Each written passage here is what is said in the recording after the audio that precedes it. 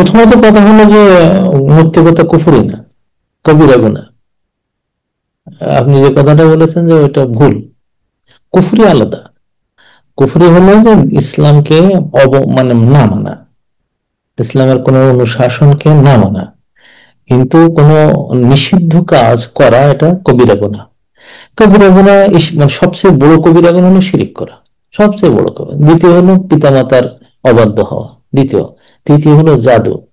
এরকম এগুলো সব কবিরা গুনাহ। এগুলো যদি কেউ করে তাকে কাফের বলা যায় না, সে কবিরা গুনাহ, ফাসেক বলা হয়। এইটি প্রথম আপনি ধরে রাখবেন।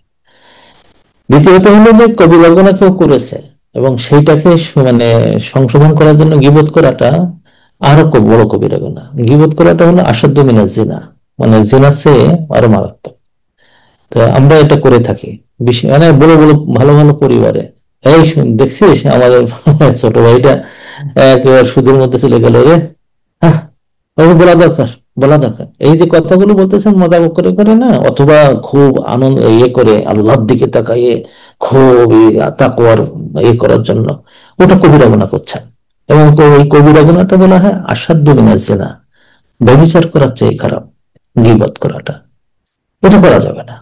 গীবত করা তখন সব জায়েজ হয় যখন কোনো মানুষের কল্যাণ চাওয়া হয়।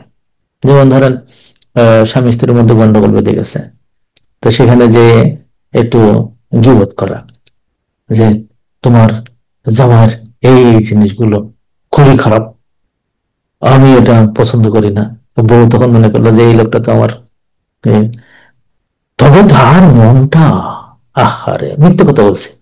প্রথম করলাম গীবত, তারপরে তার মিথ্যে কথা বলা শুরু করলাম। আমার সাথে তোমার বিয়ের আগেও পরিচয় ছিল, এই এই এই এই কাজগুলো মিথ্যে কথা বলছে।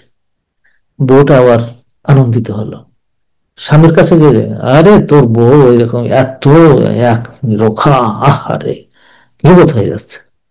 আর তোর স্বামী মনে করলো, যাক তুই বুঝতে পারছিস এতদিন পরে বন্ধু। হ্যাঁ, আমি বুঝবো না, কে বুঝবো, তোর তো আমি খুব ঘনিষ্ঠ বন্ধু, তবে তোর বউ রে আল্লাহ, আমারও তো বউ আছে, তোর বউর কিছু গুণ আছে, আহারে মিথ্যে কথা বলছে। এইটা আমার জায়েজ আছে। কেমন, যে কোনো দুইজন ব্যক্তিকে যারা এখন যদি ভেঙে যায় তাহলে আল্লাহর আরশ কেঁপে উঠবে।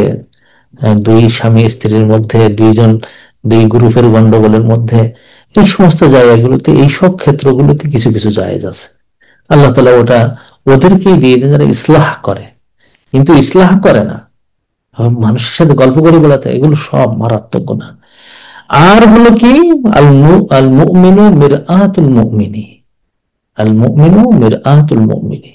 একজন মুমিন, একজন মুসলিম আর একজন মুসলিমের আয়না। কি করবে সে? বাইরে না, অন্য লোকের সাথে না, সরাসরি। ভাই আসেন একটু আমার বাসায় দাওয়াত খান। আসলো, খুব সুন্দর খাওয়ালেন, তবে ভাই দিনের জন্য আপনাকে অনেক ভালোবাসি, আর আপনার সাথে আমাদের যে আত্মীয়তা, আলহামদুলিল্লাহ, আল্লাহর কাছে দোয়া করে যেন জান্নাতে যাই। ভাই এই যে জিনিসটা আপনি করেছেন, এই যে ব্যাংকের থেকে লোনটা নিছেন, এটা কিন্তু আসলে ঠিক না, ঠিক করেননি। এখন এটা কোন রকমের তুমি যখন ফেলেছেন, আল্লাহর কাছে দোয়া করে যে তাড়াতাড়ি এর থেকে উঠে আসেন, অথবা আমার যদি হেল্প লাগে তা আপনি বলবেন। এই যে কথাটা বলো, ওইটুকু ইমানদারের কাজ, ওইটা ইমানদারের কাজ। এবং সামনাসামনি বলতে পারাটাই হলো ইসলাহ, এবং ওইটা হলো দাওয়া।